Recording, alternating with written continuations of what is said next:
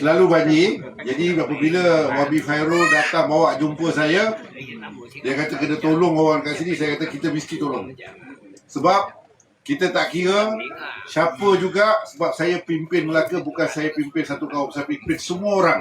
Saya pimpin Melayu, saya jaga Cina, saya jaga India. Semua orang saya jaga. Jadi kita berikan semua sokongan. Dalam perkara yang menyulitkan rakyat, kita permudahkan. Jadi sekarang sudah dapat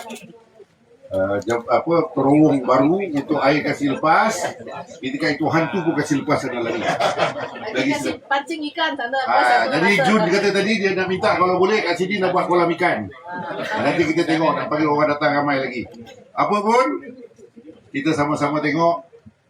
Sebab ini kita sudah hampir dengan kita punya penggal. Kita pasti ada pilihan raya tak lama lagi. Kita serahkan pada you all semua untuk kita sama-sama. Yang pertama, kita pakai baju warna biru. Kalau boleh, kata boleh. Boleh? Boleh. Okey, jadi saya akan tengok lagi kawasan ni. Di ujung ada apa, Jun? Di ujung kampung ada apa? Di jalan ujung? Ada lembu, lagi ada kelapa sawit. Pokok durian ada? Ada. Pokok durian ada di sini. Jadi Lagi banyak ini buah naga. Sekarang sini kawasan banyak tanam buah naga. oh bagus. Kalau malam ni tengok lampu semua terang. Lampu. Cantik. Cantik. Oh, okey. Macam orang kahwin macam malam. Saya tak mau orang kahwin lah, saya mau hari raya lah.